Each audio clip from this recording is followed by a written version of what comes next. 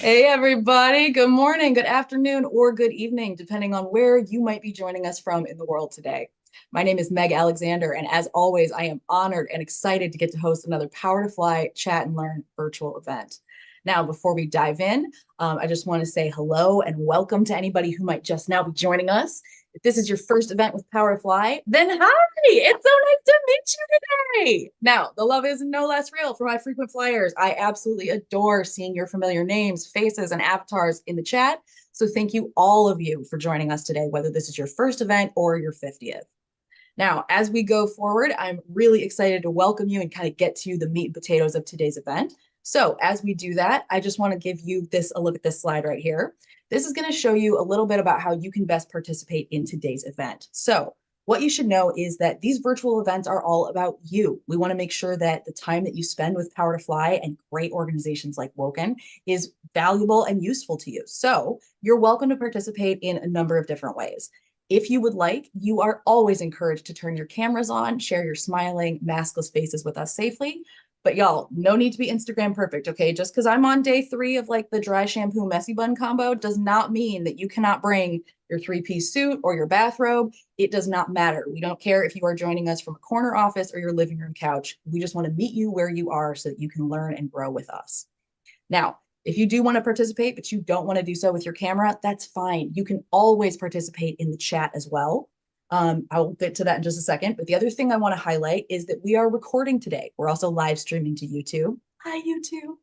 And what that means for you is you don't have to take notes. You get to kick back, relax, enjoy the conversation that I'm about to have with Rachel and Alan, and just enjoy it. Now, if anybody, lists a resource or a link or anything and you are, oh my gosh, I didn't catch it, you don't have to worry about it. You can always go back and check out this recording.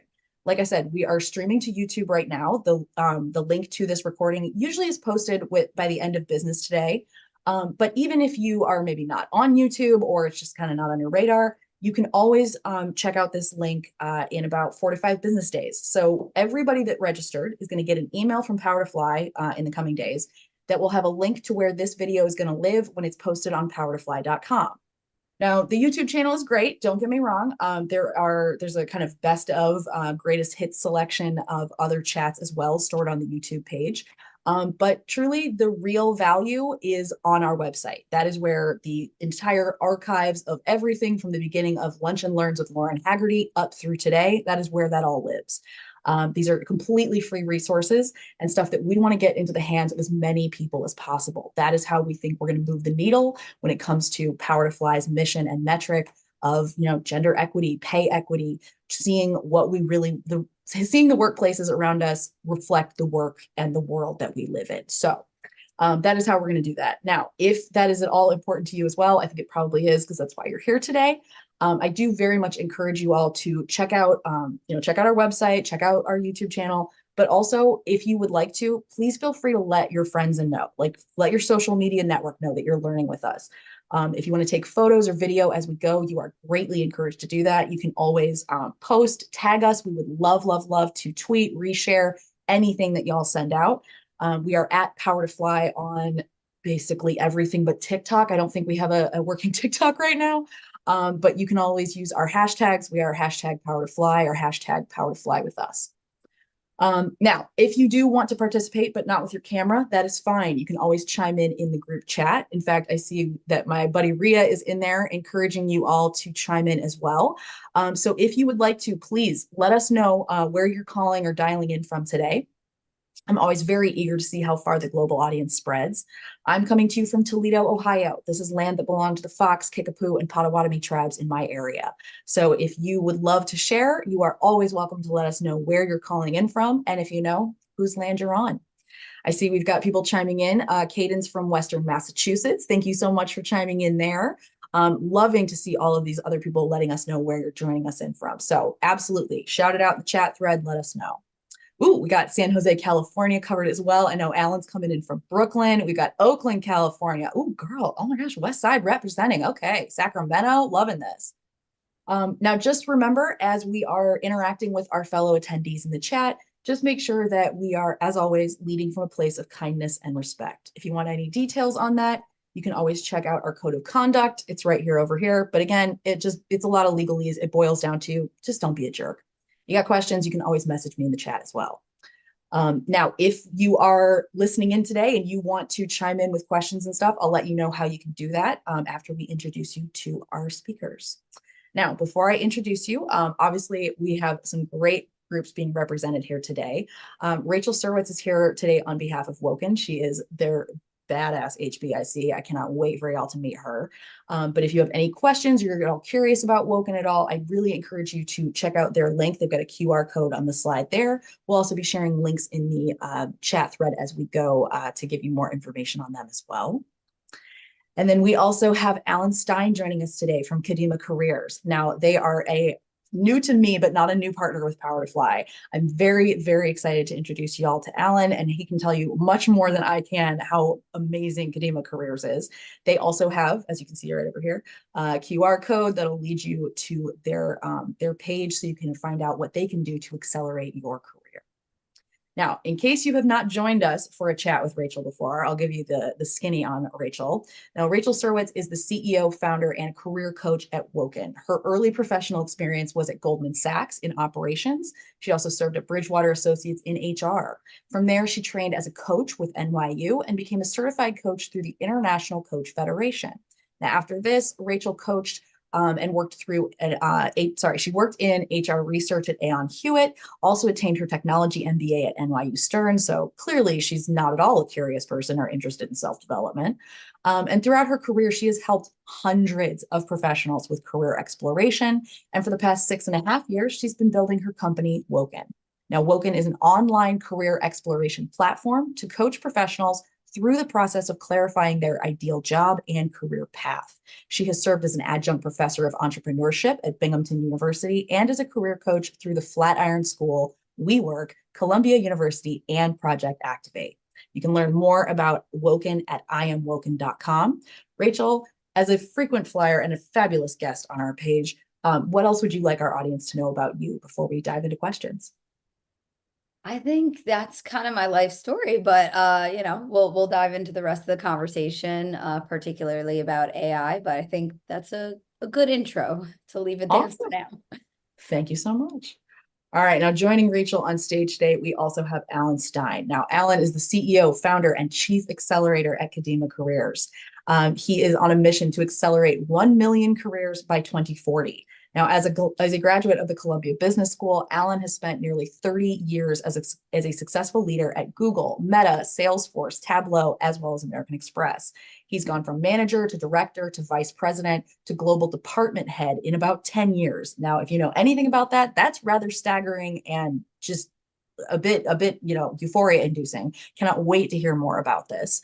Now, in 2016, Alan received Google's Manager of the Year award. And when he left his last corporate job at Salesforce, he was making well over $500,000 a year.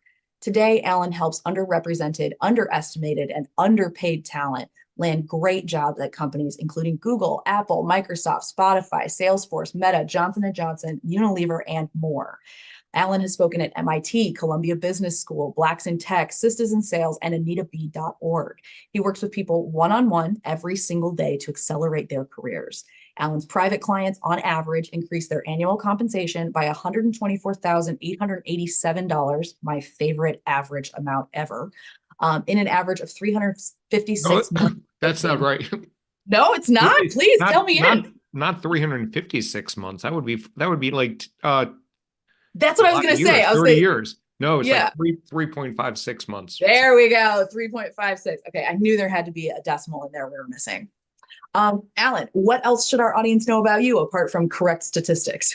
The only other thing is that I'm also a dad to 2 dogs. This is Coco the cockapoo. So the other one, Tootsie, is upstairs, but I'll let Coco go away now. But I do like to exploit my dogs for cute for emojis. I would too, if they weren't quite so heavy and loud. Rhea can tell you they snore, and it's. I have a bunch of flat-faced dogs, so it's a lot of noise. But I'm always up for friendly, fuzzy faces. Who's your buddy again? That was Coco. Tootsie is upstairs, but yeah. Oh, well, give Tootsie a scratch for us as well. That'll be lovely. She's probably looking for some food. Yeah, of course. All right. Now, last thing before we dive on into questions. We got amazing questions from y'all at registration for today's event. But one thing I always like to highlight, whether you have been to a bunch of these events or not, is to know that you are all in the driver's seat today. You took time out of your day to be here with us live, not to say that we don't value the people that are watching the recording. Hi from the past. Thank you so much for watching. But if you are here live, we want to make sure that we're rewarding you for that. So we're going to go over a bunch of the questions that y'all asked today. But if you are here and you want to make sure that we go through one of your questions, ask it in the chat. If we are addressing one of the questions you sent in, but maybe there's some more detail or context we should know, maybe we're just not coming at it from the right angle, send us information in the chat. If we're going over something and you're like, hey, I want to dive in deeper on that term, or I don't understand that methodology, whatever it is, ask in the chat. My whole goal today, y'all, is to make sure you get value from today's event. So please feel free, make the most of this. If you have any questions or comments that you would like raised, but you want to be kept anonymous, not a problem. Just DM me. You can find my name, Meg Alexander, in the dropdown in your chat feature. All right, y'all, to dive on in so we don't waste any more of our precious, precious time. We are going to be talking today, obviously, about AI. The main thrust of today's conversation is how AI is impacting jobs in the workforce. So let's kind of get started with a bit of level setting here. I'm going to position these questions to both of you, but I'll call on you kind of, alternating so nobody feels like they always have to go first. Rachel, to get us started, could you tell us a little bit about the actual different like AI tools and services, how they compare, what we're actually talking about when we're talking about AI? Yes. So there's definitely a lot of ways to interpret this, right? So AI can be functionality that empowers a tool, right? For example, if you're seeing a tool that helps you with interview prep or automatically applying you to a bunch of jobs or looking at your resume keywords, there's some back-end functionality of where AI can be of use. And then there's actually the sort of front-facing tools where, you might be using ChatGPT and it's essentially you're having a conversation, you're asking it a question, and it's a much stronger, better version of Google where it's going to synthesize a ton of information to give you stronger answers. I think, later we'll get into some of the caveats, right? You may not take every piece of its answer as 100%, right? You may not copy and paste that information somewhere else, but it's an amazing way to get your wheels turning and get information very quickly. So those are just some of the few, but a lot of the main companies out there, right? The Googles and the Microsofts each have their own version of things. I'm personally a user of ChatGPT, but I know other people have tried a bunch of different, tools, and essentially they're using different data sets. And so, they might be pulling from different sets of information. But Alan, please, tell us kind of what you want to share about the different tools that you've tried and what's out there.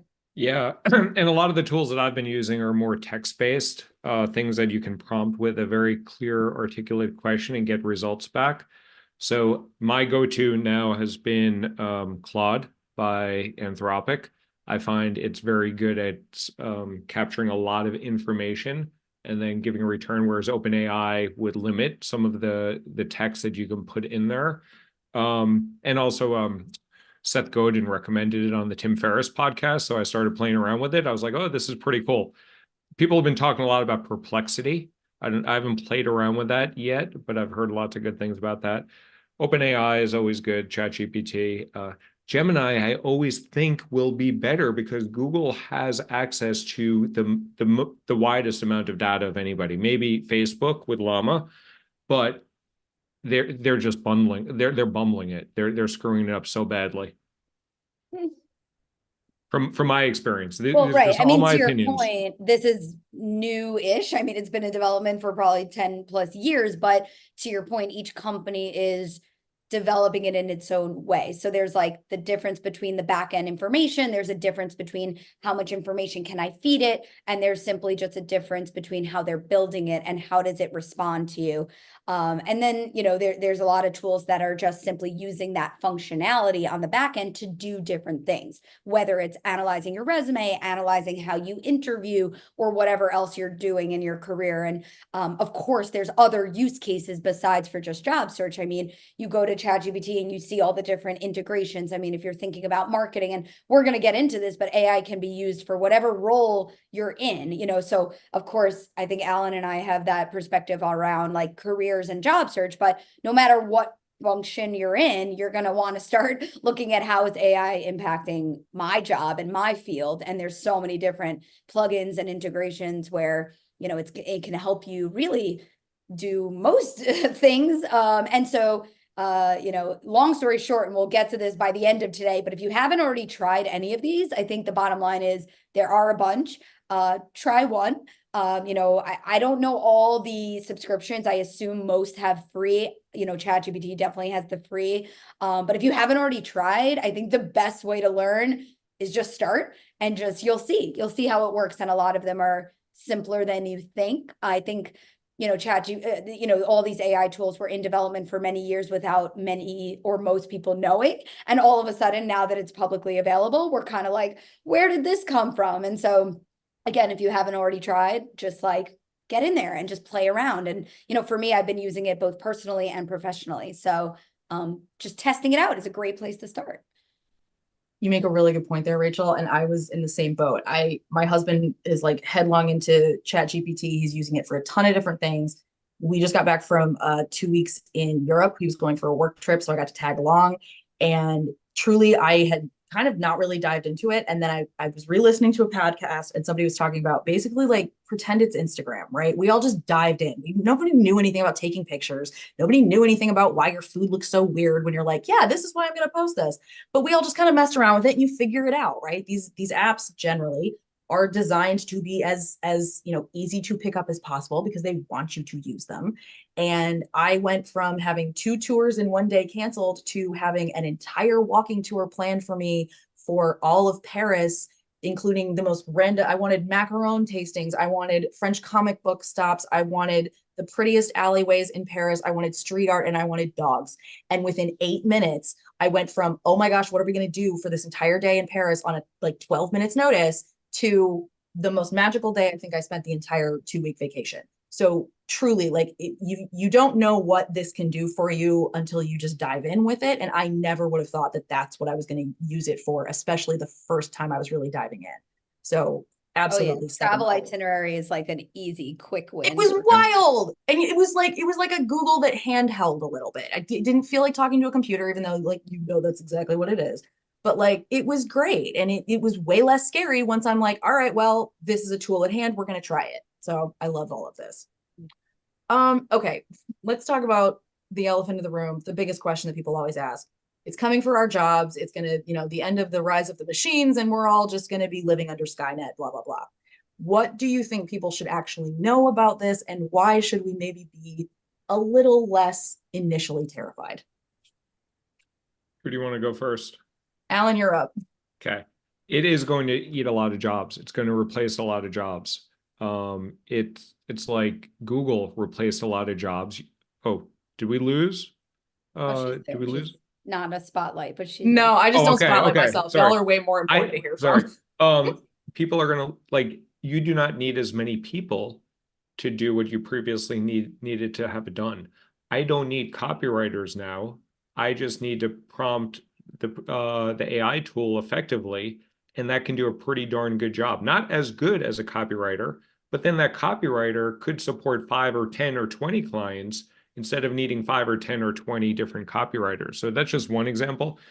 Doctors, lawyers, anything where you put information in and a human needs to make a decision on, AI is more efficient, effective, and accurate than humans are in most of these decision-making processes. So I think there's going to be a lot of opportunity for other things, but anything that we need to use our mind for to make logical reasoning, that's going to be done a lot more efficiently. It already is being done a lot more efficiently through AI. Yeah, and the thing I always say is, look, over the course of a few years, I think it depends on which role and which industry you're talking about. So copywriting, I think, was probably one of the first fastest impacts that we saw. But on the flip side, there's also new jobs that are coming up, right? So I actually have a client, a copywriter, and they're looking into like, how can I actually help this, you know, AI technology on the back end so that the copywriting that is shown through AI responses makes sense, right? So I think these jobs are evolving and humans are just simply having a different job, right? Like, how do I strategize how to use AI to be most effective? And so I think a lot of roles and a lot of industries are evolving and changing. And I think each of our jobs is to understand the tool and how it affects our field, so that if you're in an interview, that's the kind of stuff you can start to talk about, is show you're on the cutting edge, show you're understanding the innovations. And, they want that human to decide, should we be using AI for this or not? And how is that going to impact our customer? Or what's the cost of that? Or what's the risk of that? Or how could it help us or not, right? So I think using your human mind as much as you possibly can to understand these tools, at the very least, is going to show that you're ahead and you're a strong candidate to help them think responsibly, because it still is new. And I think there's ethical concerns and there's, different pieces of it, but I think it's going to affect every role and industry differently. And there was something else I was going to say and now I'm forgetting, but I think that's kind of the key, to try to see it strategically. And I think for each person, networking with people to just understand the impact, right? Like, for copywriting, like, that might be a more drastic impact, where it's like, all right, which roles should I be going after if my role is not as prevalent, versus, maybe it's less quick of an impact and it's going to change over the course of time. But either way, like, just networking with colleagues and peers to make sure you're ahead of how it's going to impact your space in particular. And if you haven't already started to dive in, like, start using it yourself so that you can start speaking intelligently about it. And to me, that's going to be the strongest candidate in the room right now, when we're all still asking so many questions. If you're more familiar with those tools than someone else, great, we need you, right? Absolutely. I mean, obviously the advent of calculators was a bit scary for everybody that made abacuses, but it's not that nobody counts anymore. We just do it differently. NASA employed literal calculators, people that did the computing that now became supercomputers. So like, it becomes one of these things that, like, yeah, that's not a job anymore, but that doesn't mean there's no more jobs. It means there are different tasks that need to be done at maybe different levels or different areas. Maybe it means that, like, your job's not a thing anymore, but that doesn't mean that there are no more jobs, right? No. All right. So, we've got people asking questions in the chat about how you can send in questions again. So if you are just joining us, make sure, if you want to ask questions, you're welcome to put them into the chat at any point. If you have a question that you'd like to be raised anonymously, not a problem, just DM me. You can find my name, Meg Alexander, in the dropdown. All right. So a lot of people want to know, if they are at the point of trying to introduce AI technology to their employees, how can they do this and do it in a way that is beneficial, or at least maybe less scary to people who are seeing this validly as a threat to however they are doing their job currently. Rachel, you want to chime in? Yeah, I mean, I think as a leader, you would first want to understand, what tools are we talking about? Again, it depends on your role in your industry. How do you see it plugging in for your team? How do you expect your team to use this? And I think just being transparent about how you see it affecting your team or your department or your company over the next 1 to 3 to 5 years, or even in the immediate. So I think getting ahead of people's fears and just, being transparent about that.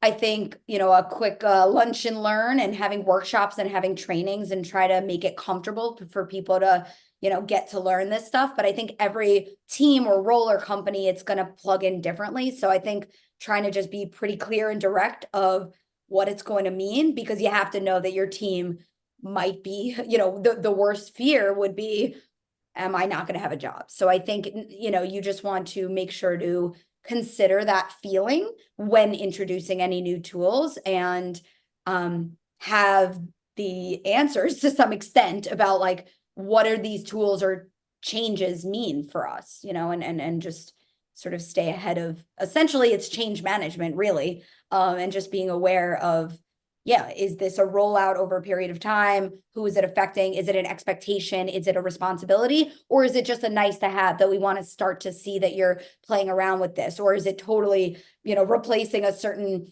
function or responsibility, right? I think it totally depends on the type of work, but I think being as clear, direct, transparent, and just thinking about those typical change management principles, because yeah, people might feel worried. So just, knowing that and coming into it with that lens will help you, manage the change. Yeah, absolutely. Alan, have you seen this done particularly well anywhere, or maybe ways not to do this? So I'm not at any of these companies now. I have been at these companies, and I've seen when they've tried to implement change management, it is tough to occur. So in this case, I I would just let employees use whatever tools help them get the best answers possible. It's like banning Google. Like you should just let employees use the best tool to get the answers as efficiently as possible. They should source it. They should understand where the data is coming from. The employee should be accountable for that information. Just like if you do a Google search and it comes up with a bad result, and you tell your boss that that Facebook is a #4 social media platform in the US because some Google search term said that. Um, that, like, I'm just saying, like, misinformation there. You are ultimately accountable. But if you don't let your employees use it, you're going to be toast. And if you have to enable your employees to use it, I would question the talent, the skills of your employee, because it's not that hard. And I just went to OpenAI. I Googled OpenAI and I figured it out. I have taken no tutorials. I've improved a little bit. Like, I know some technologies can be intimidating for folks, but for folks that are going to get intimidated by change, they are going to be left by the wayside. So it's just like coal miners. If coal miners don't learn how to use their skills for other things besides mining for coal, their careers could be in jeopardy rather than learning how to pivot their careers. And if you're a coal miner, maybe you can dig the boring tunnel for Elon Musk. I don't know. I don't really know coal mining stuff, but No, you it's got to good though. learn how I'm to. with you. Yeah, you got to learn how Being to change with the nimble. time. Yeah. Yeah. Yeah. Well, it Yeah. also goes to highlight, Rachel, like you had said, it's kind of basics of change management, but it's also, if you are in a position, especially if you are in the employer or the management position, and you've got this fear or these concerns, probably look at it from a case of, are you giving them enough of a setup of like, hey, here's how we think you could utilize this, or like, here's some ways to test this out, or are you maybe facing a situation where failure is not really is not handled well as such at your organization, because that's when people are afraid of things, it's generally because they're worried that they don't know how to do it and they're not going to get it right. And if that's the point, or if that's what, the kind of feeling that you're trying to overcome, then the easiest way is to say, like, okay, here's a couple test cases, start in this direction, or at minimum, there's no wrong way to do this. Just go mess around with it, see what you can come up with, tell me if you've got questions. It's a lot easier to create an environment that says it's okay to not know how to do this, because it's never existed before. It didn't exist when you were in college. It didn't exist 8 months ago, as far as, on your plate as it is now. So I think that is a really good thing to highlight, that, this is not a scary, never before seen situation. The specifics of it are maybe never before seen, but it's just basic change, and we all have to live with it. If you do not get on board with change, life is going to be a lot longer than you want it to be. All right. Yeah, and I think like for me. training the other people on your team, right? So if it becomes part of your like competencies and your expectations to be using these types of tools, I would start there. Like, what is the performance expectations that this is now ingrained in what we expect to see from someone on this team? And then like have people on the team teach each other. Like in your team meetings once a week, somebody could highlight something that they tried or did, right? And start, like building in the experimentation to the norm. And having people just start using it and showcasing that they are using it, right? And starting to build that as more of the expectation that it's okay to try, and tell us what you tried, tell us how it went, and just sort of building that into the everyday. Yeah, I like that. Alan, do you have anything else? If not, I'm fine to move on to our next question. No, I think we've covered it. Okay.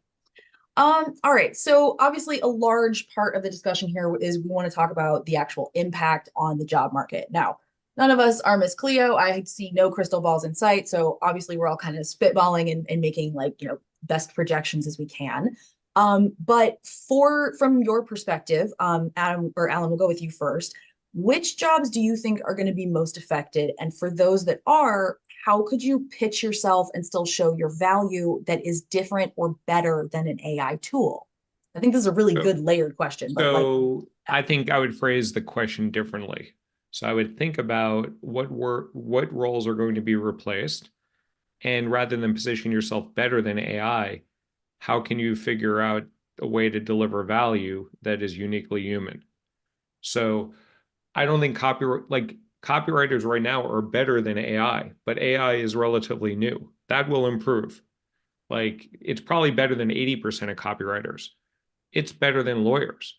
AI for driving vehicles is safer than humans. It's a fear factor. Like if you look at the number of crashes per mile, as far as I know, and someone can double check me on this, but my mom, who is 77 years old, should not be on the road, and she's allowed to be on the road. And my 18-year-old kid who who crashed my minivan, it was not his fault, but he's an 18-year-old kid. He should not be on the road. AI would be better than both of them. So AI might not be better than, I don't know, some F1 racer, but AI is a lot better than a lot of things. So I think I think we should all be thinking about how can AI replace some of the activities I'm doing so that I can I can have a bigger impact, or I can take more time off. So I think it's going to change anything that are non-ambiguous problems to solve. I think you still need some human review, but one human can review the decision of 200 people rather than have 200 people review the decisions of all those teams. yeah, I mean, I think a lot of the fear comes from, like we talked about, the unknown, and also, the prevalence of rise of the machines that kind of, yeah. So fear, I like the acronym FEAR. Sorry to interrupt. No, Apologies. go. I'm I a man. love being interrupted. It's my favorite thing. I'm a man. It's like I'm learning to change, but it's part of my DNA. FEAR is a great acronym, false evidence appearing real. So AI will be used for nefarious purposes.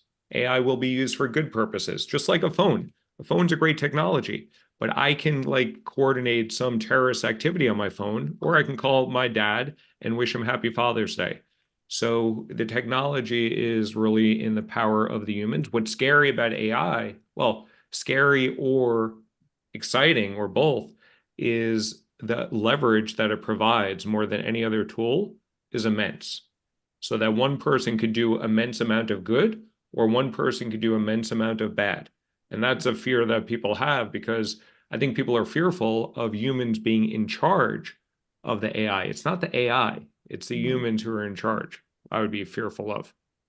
Yeah, no, that makes a ton of sense. Absolutely. Let's see here. Oh, we did have a really good question. And we have a follow-up. So I have one question we're going to start with, and then I have a follow-up that came in from the chat. This person had submitted a question asking, what field should I go into to avoid losing my job to AI? Again, I think there's better ways to ask the question, mostly because I think the way the question is worded is coming from a very big place of Sure. A place of fear, not a place of abundance, not a place of, being like resourced. So let's talk about that. Like if this is your concern that you're going to lose your job to AI, what fields should you be looking at to maybe make those fears a little bit less intense?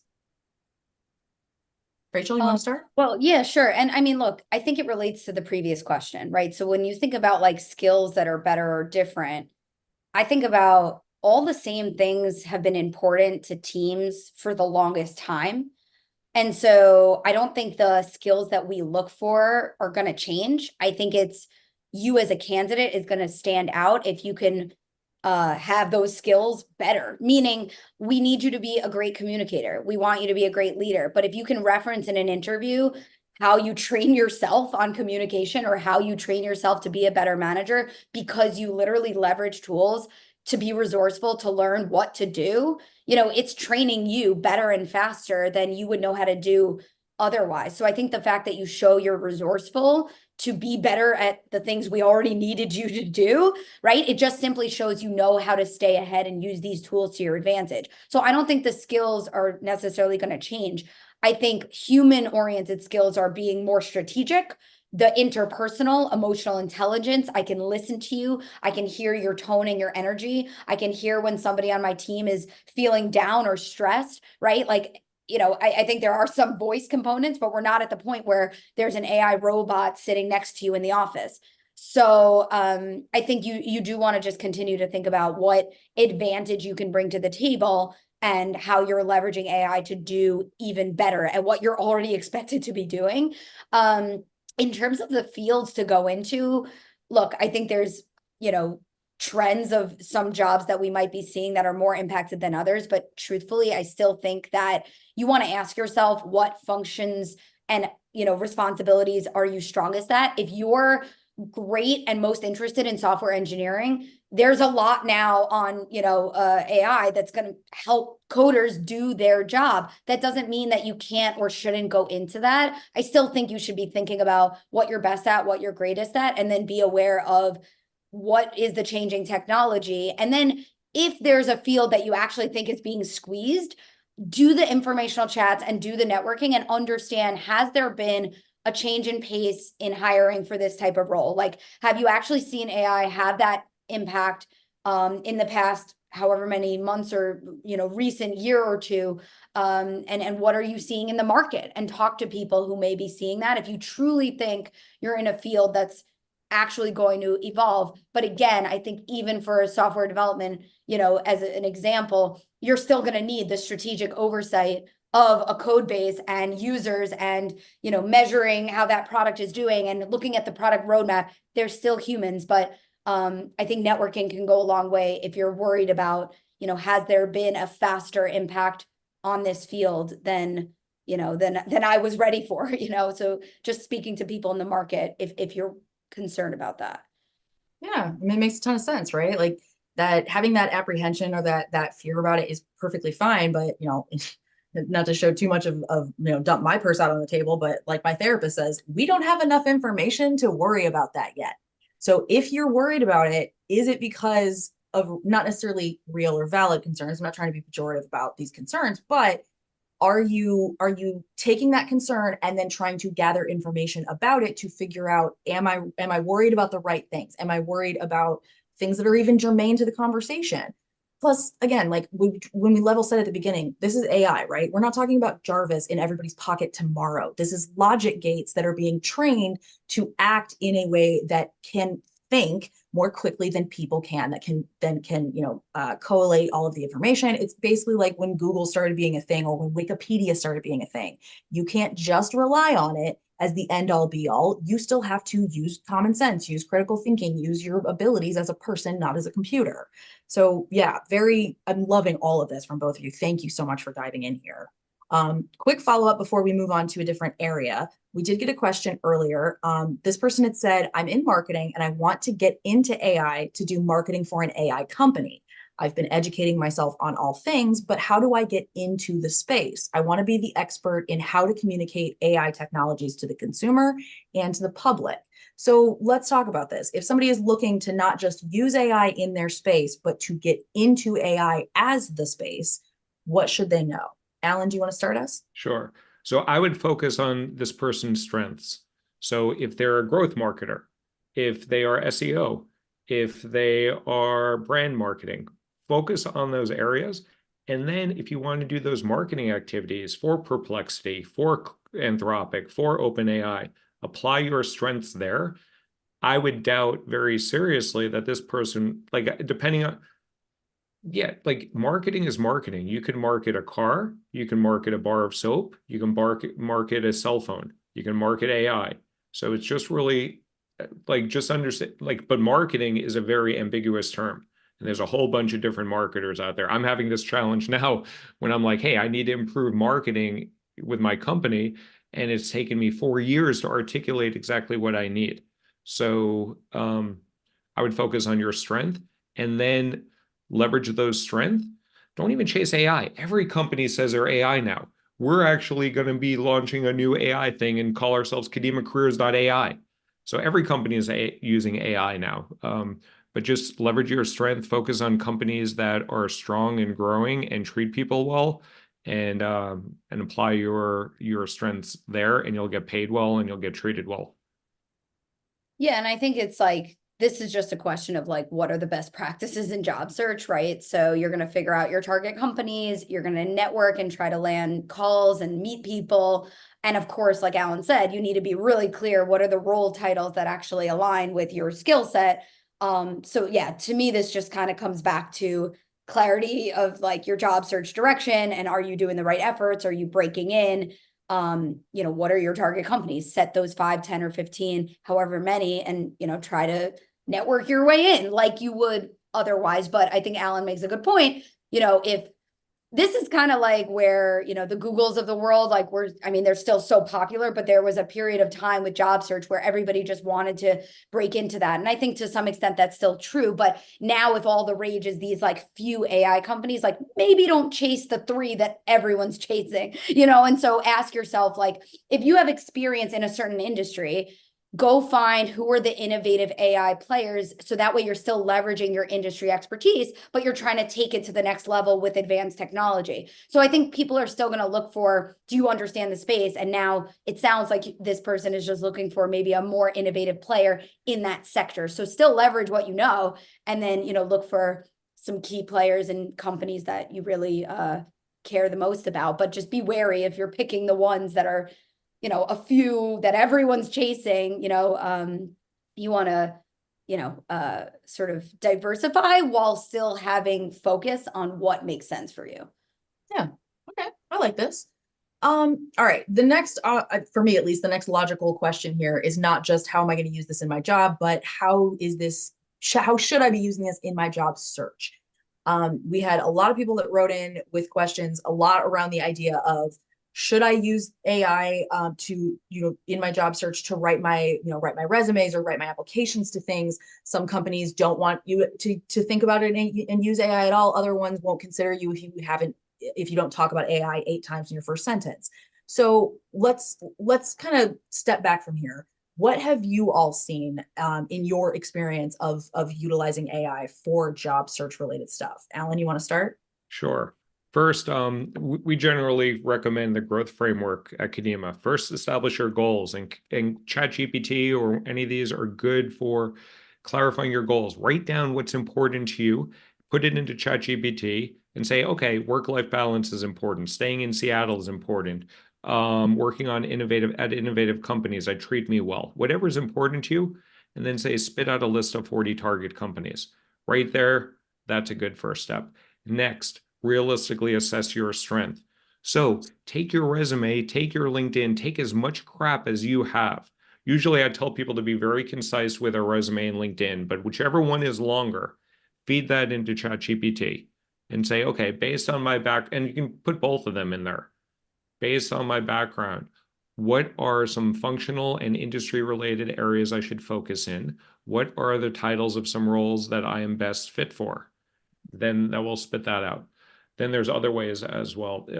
One last way before I go, that's a first step. There's other ways to do it on like prepping for interviews, working on your tell me about yourself, improving star stories. There's lots of different ways. I'll also put in the chat here. We have a list of chat prompts for OpenAI or ChatGPT to help enhance your LinkedIn profile. So don't expect that people are going to be coming to your LinkedIn profile, but for those few people that do happen to land on your LinkedIn profile, you want to be able to convey a clear message of who you are and what you can do. So AI can also help you improve your LinkedIn profile. Yeah. Okay. And your resume and so many things.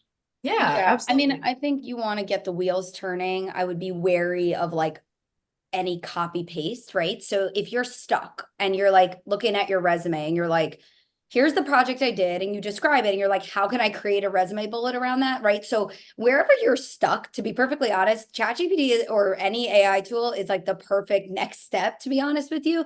Of course, you could leverage a peer, a mentor, a coach. But I think especially with resumes or cover letters or LinkedIn profiles, when a lot of people struggle in how to phrase their experiences or how to make it, metrics based and quantitative and specific. So if you're trying to do a certain thing and you're not sure how to phrase it, you absolutely can use these tools to get the ideas flowing. Just be a little wary of like the copy paste, because it may not phrase it exactly like you would. So there's such a balance of, you need to tailor and you need to optimize and you need to have the keywords, but you also need to be able to speak to it when you have interviews.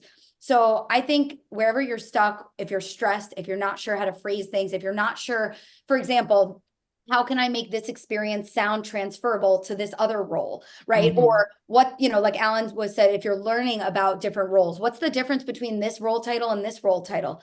There's so many things that it can help you if you're not sure, if you need help phrasing things, if you need to learn, if you need to understand things. Or I also love that example, feed it your resume and just say, what are my top skill sets, or what role titles are the best fit for me? I think, again, there's a lot of good use cases to get the wheels turning. But again, if it spits out 3 role titles and you're still stuck, chatting with like a mentor or a peer or a coach is a good way to like take it to the finish line, to make sure that, if it's getting you new ideas faster, great. But, I think a human is better at, saying, okay, now you've got these 5 job titles. What are we going to do? And a career coach often has the perspective of hundreds of job seekers and seeing like, how narrow do you really need to be? And like, what's going to happen in this interview process, right? So use it as much as you possibly can, but just be wary of, I think, the copy paste, and make sure you're still a human in the process. There's still going to be an interviewer who's a human at the other end. But I think for any of these materials, LinkedIn is a great example, and resume. There's the technical ATS systems and algorithms that are looking for keywords. And then there's also a human that's going to glance at your resume. So be thinking about both when it comes to personal branding. Yeah. In the chat, Tori said it absolutely better than any I could have ever explained it. Tori says AI is so great for getting past the fear of the blank page. Because truly, I mean, like anytime you've ever like, I have to write a new resume, right? Almost every time I've had to write one, I've asked someone else, like, hey, can I see yours? Can I use yours as a jumping off point, right? Because you don't having a whole blank page and thinking, okay, I have this, it needs to be different, but how is always the hardest part, right? But if you are able to use it as a jumping off point of something that you can then critically look at, reread, see if it actually sounds correct, if it sounds like you, again, it's basically the same as like what Wikipedia did to kickstart research. It's a great jumping off point, and then you need to utilize the tool and then the additional steps and layers that come with it, like cited resources, like links to go through and follow the research chain or follow the information chain. This is stuff that we learned as we all started using Wikipedia as it was intended. It's as opposed to how probably a lot of the ones people my age started using it, which was great. My library doesn't have that edition of the Encyclopedia Britannica, so I'm just going to say that this is great. And it's okay that it says that the main language in Poland is Polaski, because I didn't check it. You know what I mean? Like we're learning how to use these tools. It is just the same. We will all get through this okay. Tori's also adding in saying editing is easier than the initial generation, 100% accurate, and to use it to make sense out of your own initial brain dump. So Tori, stop coming for my job right now. These are excellent points. So thank you so much for sharing those. All right, we got about 10 minutes left in today's session. I want to make sure we get to as many of these questions as we can, but if you've got more, please feel free to keep sending them in. Okay, recruiting. Let's talk about recruitment and hiring.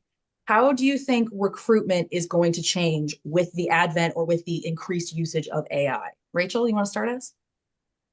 Yeah, I mean, look, I think we've seen ATS systems for a while now that is, looking at resumes and making initial decisions about whether somebody gets past that initial, round.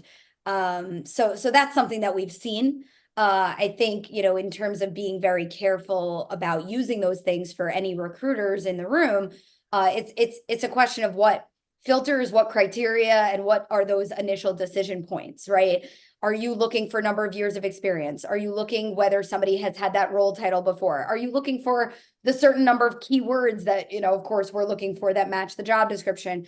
I've heard of also certain tools looking for, has this person applied more than once? I've heard of even little things like, is your zip code on your resume? So sometimes I think there's criteria from the back end systems that either may help or may not be necessary. So I think when you're determining what is our technology looking for in the candidates and in the applicants, you need to be extremely careful of, is this serving us? Because, you know, your risk is that I've seen, even from my perspective, you know, lots of very fully qualified candidates not even getting through that ATS. And so we have to network a lot and get our foot in the door with humans. And of course, you want to tailor the keywords on your resume. But I think with recruiters on the other end, it's such a balance because we need scalable technology to help us parse through these applications. But you want to make sure that the criteria is set in a way that serves you and your actual hiring needs. And it's tough to do that, right? I don't have the right answer. I think hiring teams are still trying to work on that. But yeah, curious to hear your thoughts, Alan. Yeah, if you don't have equal or more attractive logos on your resume than the company that you're applying for, don't even bother submitting an application cold. The only way to get in is through a referral. So there's 3 ways to get hired. You can cold apply, you can get recruited, or you can get a referral. The most effective channel is the referral. It takes the most work, but it is the most effective. So that's what you do. Right. Getting around technology, essentially, right? The referral from the internal employee. The referral goes around the ATS and around the recruiter. The ATS Right. and the recruiter are simply gatekeepers. And if you are someone who wants to get a job, you want to be speaking to the decision maker, not the gatekeeper or some software, which is actually very overrated and underutilized. So I think the lesson here is, I think the unfortunate thing is that hiring and recruiting, there's a lot of things that don't work super well. And so while we're encouraging you all to learn AI for your function, whether it's marketing or whatever your function is, when it comes to job search, tech tools and the online applications may not actually serve you. So in this case, you want to get around the technology, whereas in other cases, in the interview, yeah, they're going to ask you how you use AI and you're going to need to know how you use it for your job. But in the job search and hiring process, it may not be your best friend when it's judging you or making decisions for you about you. So AI is plugging into our life in different ways, right? And in some cases, we have to own it. And in other cases, we need to avoid it. So you have to really know, like, when is it coming in handy in my life? And when do I need to, like, steer clear? Like, I mean, I'm similar to you, Alan, and I tell people less and less, like, these online apps are not your number one tool. So it depends on, like, yeah, I believe it should be like 10 to 20% of someone's time, but if it's more than that, you're wasting your time. yeah. Okay. All right. In the last couple minutes we have, we'll try and get to, I know we can get to one more question, maybe 2. One question I wanted to put forth to both of you is, what are some of your favorite ways to use AI to improve your own productivity? Alan, do you want to start us here? Yeah. I actually just did that here, multitasking, which I should not have been, but I have a meeting with my head of marketing after. Anyway, one example is I can put a transcript of a meeting, summarize the key points, and just confirm what I thought that this person said, so I can go into that meeting prepared. I create content with it. I use it to create our course curriculums. Actually, that's how we're going to create our next round of courses for our first 90 days coaching program. We're going to be doing that all with taking the transcript of my teaching and honing it through Anthropic, which will do it a hell of a lot faster than me killing like several weekends trying to develop it. So there's so many different ways. Anytime that you think you have a question to solve or do something, I'm actually underutilizing AI, and I should learn how to use it more effectively. Okay. Rachel, how about you? What's your favorite way to use it for your own productivity? Yeah, I mean, I'm probably similar to Alan in that, like, I feel like I need to push to use it even more than it's not as instinctual, right? And so you have to really get in the habit of, like, I think usually when I'm stuck, you know, my instinct is like, oh, let me either like go talk to my team about this, or like talk to a mentor about it and think through it. And it's like, oh, there's a tool. And so even if it's a sticky thinking challenge, like just start there. And so I think it's getting in the habit of referring to it like more often, basically, than you would have otherwise, right? And but yeah, of course, you know, there's some obvious ones. I think a lot of people are taking meeting notes, meeting takeaways, recordings, transcriptions, content. You know, we've, you know, started to do blogs with it. And I was, you know, wary because I was like, I don't want this to sound generic. I still want it to feel like me. So what I would do is I would enter in some of our old blogs and be like, here's our voice, here's our tone, here's our style. And now I want to write a blog about this topic. Can you do it and match how I've done it in the past? Right. And so it can still feel like you. And that's just, you know, particular to copy. But yeah, anything you're trying to develop, to be honest, you know, it can help you way faster. So I think it's just getting in the habit of, you know, when you're about to go do something really manual, like, all right, just see, you know, how that tool can help you along before you dive in or when you're stuck. So just getting in that rhythm of referring to it more regularly. Yeah, absolutely. I got a lot less scared of it when I downloaded the ChatGPT app to my phone, because then it wasn't like I had to go back to my laptop and open it up and type in like, no, I putting it in an app form on my phone made it far more accessible. So even when I asked it for things that it couldn't really do because I wasn't giving it enough information, I was like, I don't want to make dinner. What do I make for dinner? Okay, but I'm not giving it like, here's what I have in my pantry, or I only make things that come out of the microwave or whatever. So once you kind of make it a little bit more accessible to yourself, that definitely, for me at least, made it a lot less scary and a lot easier to start messing around with it. But yeah, absolutely don't treat it as scary. Like if you're trying to get used to something, not ever doing it is not the way to get used to it. All right, we have 3 minutes left. If people only remember one thing about today's session, what do you want it to be? Alan, you're first. Own your career. Things are changing around you. You make the choice of what you want to do with your career. So own your career. Love that. Rachel, how about you? I love that. I would say in the AI topic, just dive in and start, you know, feeling a little more scrappy, and it's okay if you mess it up and just play around and see what happens. And it's a great place to start. Yeah, absolutely. All right, so I do want to go back here. I'm going to share my screen again, so that we can go back and show, you know, some of the, or like kind of refresh some of people's memories of what y'all are here representing, who you're, you know, who you're tied to. So obviously we've got Rachel, who is here on behalf of Woken. Woken has coaching plans, all kinds of great information available at iamwoken.com. You can also check out the QR code. Wait, there we go. The QR code that's on the slide right there. That'll lead you to their page. You can also take a look at Kadima Careers. Kadima is going to help you accelerate your career, and Alan has a wealth of information about how he can do that as well. And you can find more information about that with the QR code that you'll see on the slide in front of you there. The other thing that I meant to highlight earlier and completely forgot, sorry, Rhea, she preps me so well for these things and then it just goes out of my head. There are SHRM credits, so Society of Human Resource Managers. Continuing education credits available for today's event. Ooh. The code that you need for this event is 24-J6FD5. We've also put that information into the group chat. Rhea is also sending a bunch of links in the group chat for the various pages for Woken as well as Kadima Careers.